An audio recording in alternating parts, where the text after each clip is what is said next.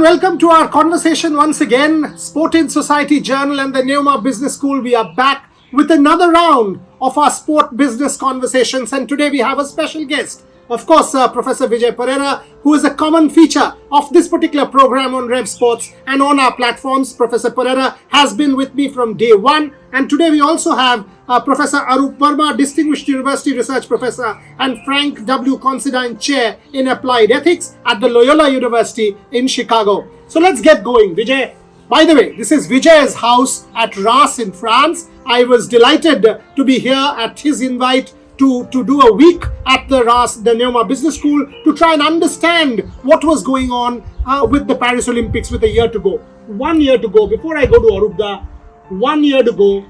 Question, is France ready? Countdown has begun in earnest. I used to, keep a tab on newspaper reports and the gossip, but now this summer is going to be crunch time. The final things are in preparation, and I think the plans over the couple of years since they won the bid are going to be put to test. So, yeah. You mentioned to me in an off-camera conversation that you were in Beijing between 2005 and 2009. The question that the world is now asking, are these events a jackpot or a burden? Your experience of China. First of all, thank you, Boria, for having me here. I think this is a great question because when I was going to Beijing during those years, I saw the development. I saw the ring roads growing, the new stadiums and the new facilities coming up.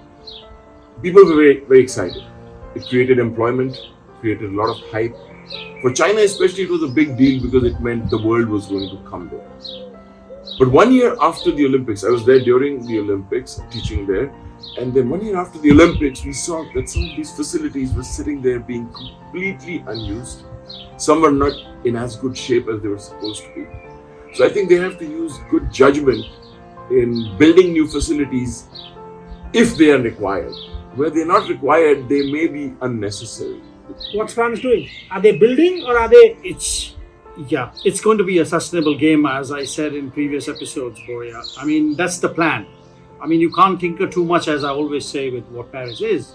So it'll be, temporary things coming in and then they're going out. But the key for me, I think, and as you have seen, is transport and the other things. How can Paris manage such infrastructure? That's going to be a question. And the other thing is, it will be the first games post-COVID. The world will come together, 200 nations. How important do you think that is as a statement coming to Paris, post-COVID? Tokyo was a closed games in that context. I'm glad you brought that up because that I think will be a game changer for France and for Paris. Last year, I brought my executive MBA class from Chicago to REMS. Vijay was our host in Paris and REMS. And it was very difficult because COVID was still very active in the hotel and everywhere else. We had to have our mask on. So everybody said, I want to come back again when things get better. So I think because of the situation we are in, where we are sort of out of COVID, it will be a great opportunity and everybody's going to show up. So I think that will help the economy here a lot. Okay. So why don't we plug our conference a little bit? Talk to me. Yes, the big conference, the biggest business and sport conference next year, here in Reims in Champagne. Huge opportunity, Boria, for academics, consultants, policymakers, governments to get in touch with us. The call for papers is out. It's on all social media. It will be on the Tail End France's website very soon.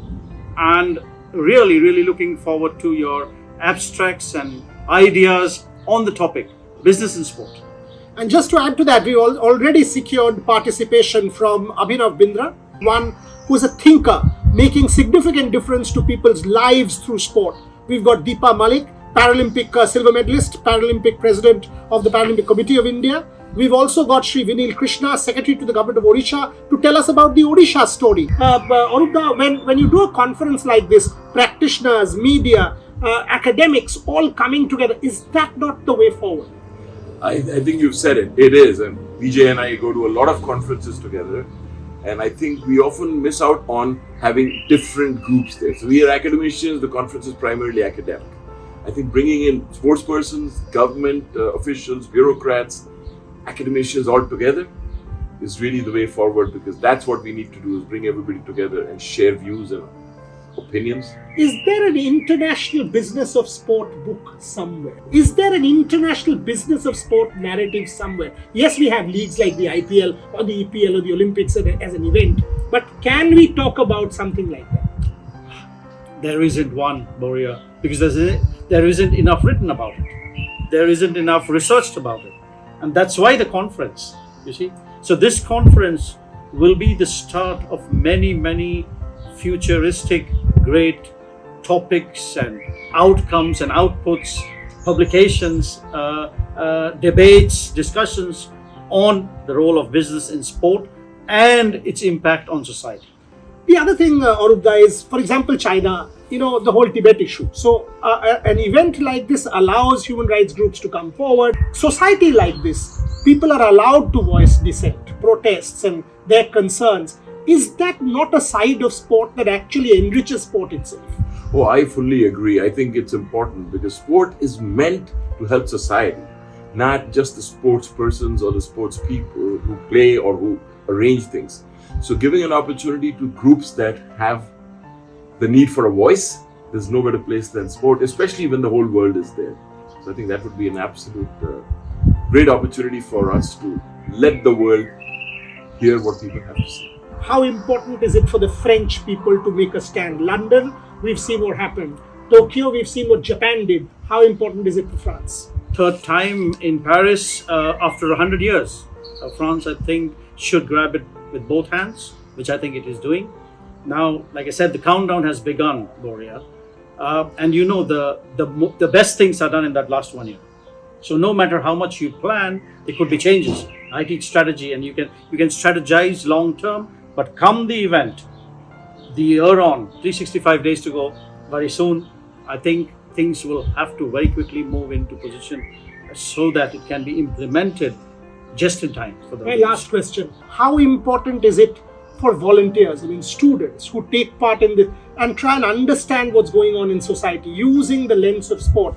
The whole urbanization question, monetization question, opportunities that will come up as a result of the redevelopment, as a result of what's going on. How important is it from the student standpoint? I think this is a tremendous opportunity for students.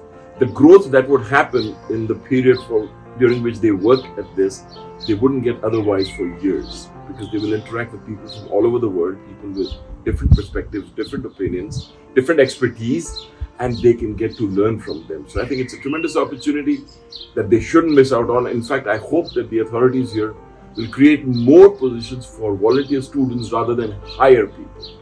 That's the point, and what he sort of alluded to, language. You're welcoming the world to France.